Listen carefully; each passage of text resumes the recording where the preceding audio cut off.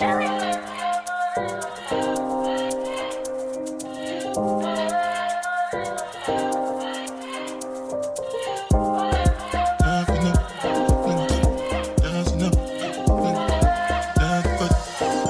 up, Mozy Crew? It's MozyGirl. Welcome back to my channel. Today we have a very different type of video, as you can tell by the title. Today is officially a long-awaited book review. 2025 is the year. So I am officially doing a book review on this channel. I said way back when that I wanted to do book reviews, and I never did. Maybe because I thought it would be difficult, maybe because I don't see a lot of book review videos on YouTube. Maybe I thought that people wouldn't like my opinion, but at the end of the day, we're doing it. We are actually starting off with a 4-part series. So yes, this is not the last book review you're seeing, darling.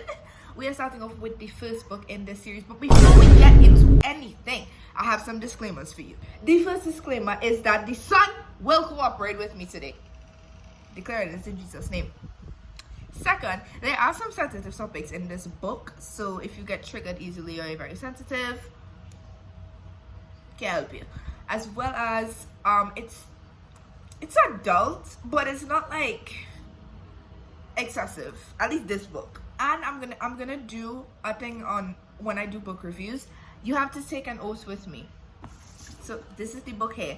I wanted to kind of do a big reveal, but put your hand on the book and say it with me. Well, I'll say it first.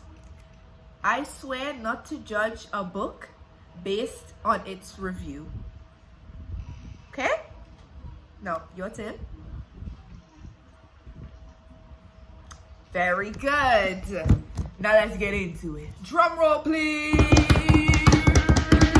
Noughts and Recourses by Malorie Blackman. Now, as you can see, it's been loved. Okay, it's not entirely bitter, but it's not, you know, looking like it was just bought. So we're starting off. Before we get into the technicals, I'll just read the blurb for you. Callum is a Nought, an inferior white citizen in a society controlled by the Black Recourses. Sephi is a Cross and the daughter of one of the most powerful, ruthless men in the country. In their hostile, violent world, Noughts and Recourses simply don't mix. But when Sephi and Callum's childhood friendship grows into passionate love, they're determined to find a way to be together. And then the bomb explodes. And that's all we got from the blurb. Now from the blurb, you get a pretty good gist of what the story is talking about. It's a fictional book, of course, and it shows a very different society than what you would see in this era of life. White citizens are inferior and discriminated against, and black citizens, black as in race, are considered superior and high and mighty and rich. And it's so, and this is also dual POV, guys. It's dual POV. We love dual POV. And it's just so interesting to me. Malorie Blackman is a genius. She's a genius, and I want to kiss the ground that she walks on, because this entire series, as we go along, you'll understand why I'm so passionate. Now keep in mind, this is spoiler free. I promise you, I am not going to spoil anything, or at least I'll try not to. So just to give you a gist of what the cover looks like, in case you are looking for a book, for this book specifically, this is just one cover. I think this is the best cover out of all. There's other types of covers as well that you would see if you search it up. Cool. And I will link resources in the description below to online PDF books if you don't want to buy the book. I was fortunate enough to be given this book. I actually started this series by finding the second book in the library. So I really wish I could have read this book first, because this is a series you have to read from the beginning to fully get the gist. Now let's get into what you actually came in for. So Noughts and Recourses was written by Malorie Blackman. This book is set in the United Kingdom. English, of course, you're gonna learn a lot of British slang, not slang, but jargon in this book. This book, I think, really opened my eyes to so many things. This entire series is just it's a series that really grips you, because you really never know what's going to happen, and then when it happens, you're like, you gotta catch your bearings, because it's just a lot. So I'm just going to read the note from the author that's on the front page of the book, the first page in the book, and then I'll give a summary, a spoiler-free summary of this story. Noughts and Crosses wasn't so much a book I wanted to write as a book I needed to write. It was born of a number of factors, including, but not limited to, a need to deal with a number of events from my past, a desire to tackle the subject of racism head-on, and the burning anger I felt regarding the death of Stephen Lawrence and the subsequent mishandling of the police inquiry into his death. Though these things provided the impetus for sitting in front of my computer for a year to write this novel, I was determined not to put anything down on paper that didn't first and foremost serve the story of Callum and Seffi. Those are our main characters, Callum McGregor and Persephone Hadley. That meant an awful lot got left out. Callum and Seffi and the idea of the book marinated in my head for at least 2 years before I wrote a single word. I always write detailed biographies for all the major characters in my books. This is to ensure that my characters become real people to me before I start writing. But with Callum and Seffi, I took extra care to really get to know them, inside out and backwards. That way, I felt I know how they would react in any situation. I usually write quite a detailed outline of my plot before I get to work, but with Noughts and Crosses, I deliberately didn't. I knew my story arc was going to be about the lives of Callum, Seffi, and their families, and I knew the path I wanted them to take, but that was it. So I sat down to write, and within a chapter, the characters had taken over. Now this sounds slightly bonkers. See, bonkers. That's a British slang. To anyone who is not a writer and who has never been through it, but when an author writes, the characters really do take on a life of their own. And if they don't, they should.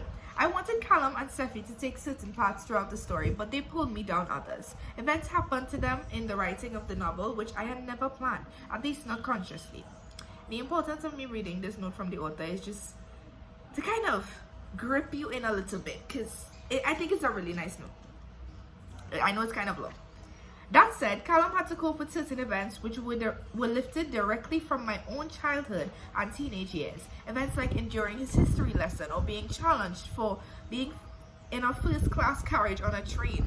All this made Noughts and Crosses the most painful, personal, challenging, cathartic, and satisfying book I'd written to date. There were times when I had to force myself to continue writing, times when my writing dredged up bitter memories I buried deep inside and thought were forgotten. And confession time, when I was writing the ending of this book, I was in tears, which at the time I considered totally barking. There I was as the author, and the characters had become so real, such friends to me, that I felt their pain as if it were my own. I wasn't sure how Noughts and Crosses would be received, whether it would sink without a trace, be mercilessly panned, or find any kind of audience. And quite frankly, that wasn't a consideration. I knew I was writing a book that would make some adults very uncomfortable. And it did, because I was dealing with racism, terrorism, the class system, and the artificial divides we always seem to put between ourselves and others. But it was a risk I was willing to take. Noughts and Crosses was quite simply a book I had to write, a story I had to tell. I hope you enjoy it. Now you see that? You see this part where she said, hold on.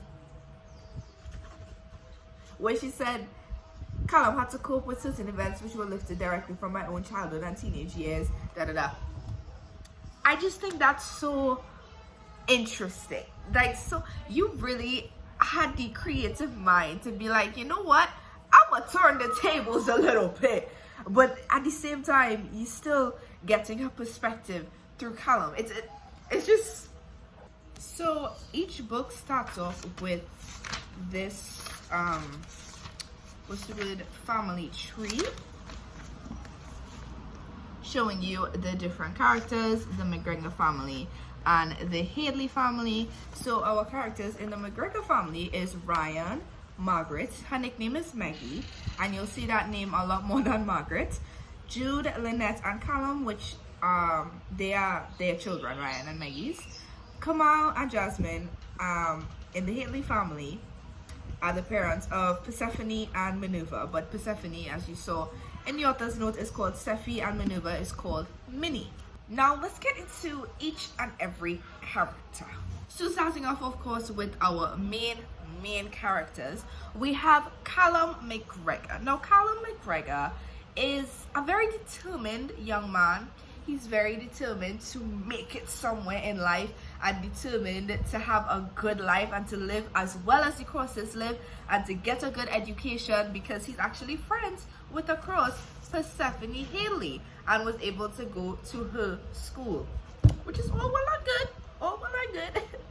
So we thought he had a lot of hope for life in general, and as the book progressed, we see how that hope changes drastically. Like I said, I'm not gonna spoil anything, but let's just say it changes drastically and he makes some drastic decisions.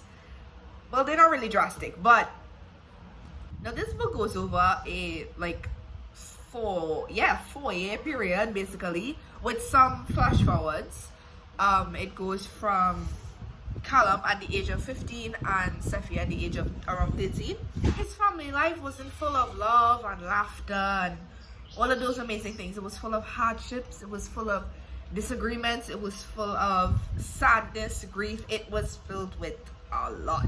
I'm trying so hard not to spoil things right now because it's a lot. Another point to note is that this book was set around these years, 2013 to 2015. At least I assume so. Although that's only a decade ago, it still feels like a really long time, and times were very, very different back then. Now I hope you get the gist of Callum. Callum is he's just trying to survive life, and life teaches him some very harsh lessons as he progresses in this book, as you will see if you decide to read it. But remember, don't judge a book based on this review. I love this book and I give this a 10 out of 10 stars, but that doesn't mean you will. As for physical descriptions, he was obviously pale skin. He had light brown straight hair. As for hairstyle, I don't know. There was no indication of his hairstyle. He also had these grayish bluish eyes that Sephi was obsessed with. Now moving along to Sephi. So Sephi is dark skinned. As for how dark, it was never really specific, but knowing the kind of status that her family had, I assume she was pretty dark. Okay, then her hair obviously thick. She had brown eyes, of course. She was very, I don't want to say delusional, because she was young and she did not fully understand how society was at the time until later on. But she was kind of sickening at some points at times. And as the book progresses, you see how she matures and she understands things, and she's finally getting a grasp on reality. Similar to Callum, she also had hope that Noughts and Crosses could live in harmony, peace and harmony in all the world. Yeah, there was none of that. None in this book. None at all. I'm going to let you know now, there's something I forgot to add, any disclaimers. There's some racism. There's a lot in this book, and if you are offended by that, if you have problems with that, and you don't want to indulge in a book like that, that's fine. But I think it just teaches you a lot about society. I just think the perspective that Malorie wrote this entire book in is so interesting and different, and the entire plot is just incredible. The only reason I put down this book was because A, I was too busy, or B, I was too scared to open it up again because I didn't know what to expect. Sephi was also very spoiled. I don't want to say she was a spoiled. She was a spoiled brat. I take that back. She was a spoiled brat for sure. She was definitely spoiled. I think that's what contributed to her not having a grasp on reality, because of the kind of life she lived. She was a bit of an attention seeker, but again, I don't want to spoil anything, so read the book and have your own. I would love to see people read this book. If you read the book, come back in the comment section to this video and tell me what is your opinion of these characters. I would love to know. But I feel like as the series progresses, you don't get a lot of Sephi in this book. You more get a lot of Callum in this book. See, oh, actually it includes the short story. That's a whole other thing. We'll get to that later on. But I feel like this is definitely more of Callum's book. I have more, I resonate more with Callum than I do with Sephy in this book. But in the second book, you get more of Sephy in that book. So you'll probably resonate more with her character in that book. Now, as for the other characters, I personally don't care for them. But I'm going to tell you about them anyway. Jude was Callum's older brother. He had jet black hair and these more greenish eyes. He had a hatred for crosses, as you all saw in the blurb. Noughts, white people, crosses, black people. He had a hatred. He wanted to kill them all. He despised them with every fiber in his being, and that was all he focused on throughout the book. But again, we don't get a lot of Jude in this book, but in the second book, oh yeah, we get so much Jude, it's kind of disgusting. Lynette, that is Callum's sister, also older sister. She's also the middle child. Now, her story is kind of complicated. Like Callum, she had the same mindset of hope for peace and harmony with Noughts and Crosses, but that did not work out in her favor, as you will see when you read the book. And she was left pretty traumatized due to a situation that she had experienced, and eventually she lost that kind of hope.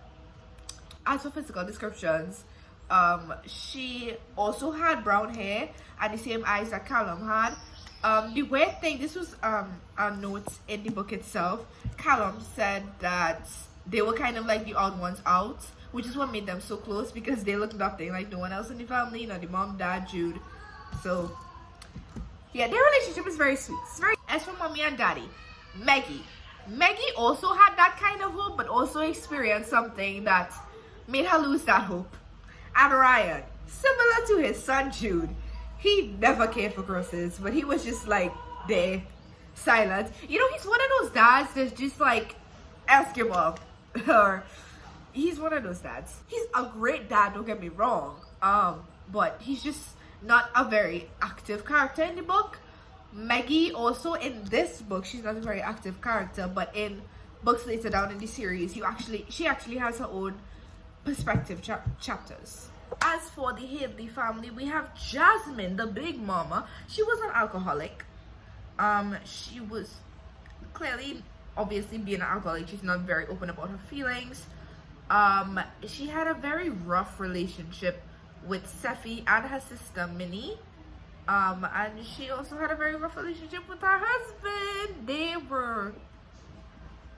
That's a whole other thing. They did not have a healthy relationship at all and did end up getting divorced. That's not a big spoiler because you can see that coming from a mile away. He kept a secret from her. Things happened, things unfolded, things went crazy. Now, as for Kamal, he was in the running to being prime minister. He hated Noughts as much as Jude hated Crosses. He was definitely two-faced. He was, I don't want to call him an absentee father, but he really was. Being a politician and all, he comes in really late, showers them with gifts and all of those things. And eventually Sephy grows to understand that. As for physical descriptions, there were not much, except that obviously he was a very intimidating guy. Now for Minerva, aka Minnie, that is Sephy's older sister. Minnie was, as I said, 10 times more spoiled than Sephy was, but she also had a bit better grasp. Get your words. A much better grasp on reality than Sephy, and was definitely had a different level of maturity. So she saw the rift between her parents much faster than Sephy did. Overall, she said, okay, big sister. She just tends to have a bit of an attitude, and I don't like it. Now we are going to talk about the plot, and this is a spoiler-free plot. Okay, so bear with me if you're sitting here thinking, huh? Callum and Sephy came from two very different families. Sephy's father was a politician. Callum's life, he was just out here surviving. He had a very humble upbringing. His house was not fancy, it was not nice, it was small. He never really cared for it. He preferred to live vicariously through Sephy at least from my perspective. Callum and Seffi, being from two very different families, they didn't really mix, and that is due to a previous incident that happened, which made them have to have a secret friendship. Actually, this is kind of like a minor detail, but there was a rift between Callum's mom and Seffi's mom, and basically they don't mix. But Callum and Seffi definitely wanted to keep their friendship because they cared about each other, they loved each other, and well, they just disobedient. I'm kidding. They're just passionate. As they got older, they started to have disagreements of their own.